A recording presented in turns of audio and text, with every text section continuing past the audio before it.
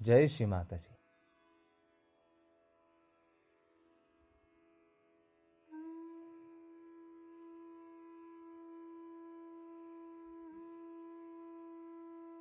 यह ब्रह्मांड और इसमें घटित होने वाली घटनाएं हम सभी के मन को आश्चर्य एवं उत्सुक करती आ रही हैं।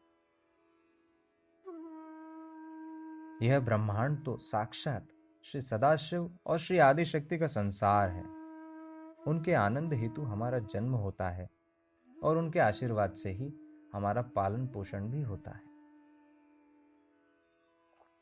नए जीवों की उत्पत्ति के लिए पुराने जीवों का विनाश भी होता है। यदि हम विश्व का सृजन देखें तो सबसे पहले ग्रहों की उत्पत्ति हुई, बाद में पृथ्वी पर जीव की उत्पत्ति हुई और फिर धीरे धीरे मनुष्य और अन्य जीवित प्राणियों का निर्माण किया गया। हर मनुष्य को जीवन व्यतीत करने हेतु जैसे अन्न, वस्त्र और गृह की आवश्यकता होती है, वैसे ही एक सच्चे धर्म की भी आवश्यकता होती है। जैसे भौतिक चीजें शरीर का पोषण करती हैं, वैसे ही धर्म आत्मा का पोषण करता है।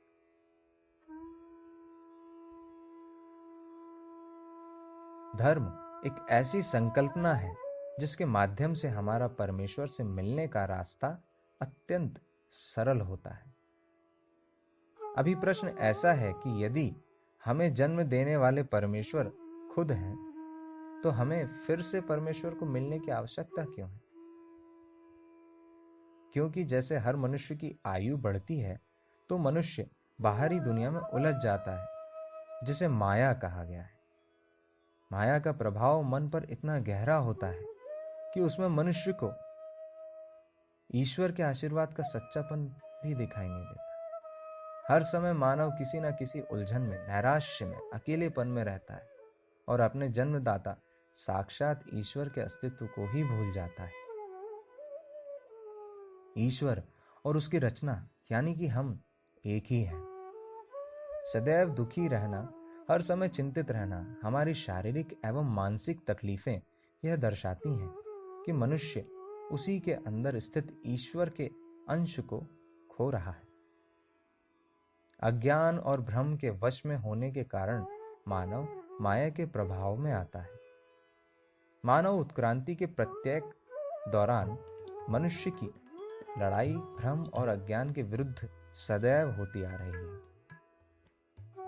इस लड़ाई में हमें योग्य गुरु द्वारा मार्गदर्शन की आवश्यकता होती है, जो हमें बताए कि परमेश्वर तक पहुंचने का सरल मार्ग क्या है, जो हमें अपने आत्मा की पहचान कराए और अपने ईश्वर से मिलाए तथा भ्रम से बचने का ज्ञान दे।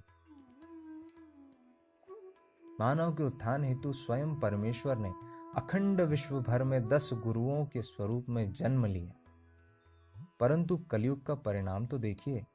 मनुष्य को अज्ञानता के फेरों में उलझाने के लिए गुरुओं के साथ साथ अगुरु और कुगुरुओं ने भी जन्म लिया, जो हमें परमेश्वर के नाम पर भ्रमित करते हैं, पर ब्रह्म चैतन्य का ज्ञान नहीं देते।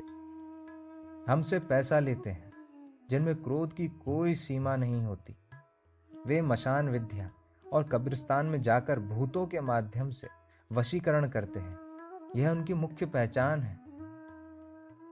यदि हम ऐसे अगुरु और कुगुरु के सानिध्य में आते हैं तो हमें कैंसर, पेट की सारी बीमारियां, आंखों की तकलीफें आदि ऐसी बीमारियों भुगतनी पड़ती हैं। सच्चा गुरु वह है जो हमें अपने अंदर स्थित ब्रह्म ज्ञान से अवगत कराए, जो माता के प्रति हमारी देखभाल करे और हमेशा हमारे कल्याण के बारे में सतर्क रहे। एक सच्चे गुरु का हमारे पैसों से कोई लगाव नहीं होता।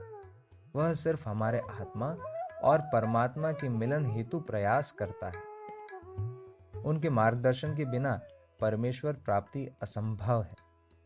यदि परमेश्वर हमसे इतना प्यार करते हैं और हमारी देखभाल के हेतु हमेशा तत्पर रहते हैं, तो यह हमारा परम कर्तव्य है कि उनसे मिलने हेतु हमें सच्चे गुरुओं से मार्गदर्शन अवश्य लेना चाहिए।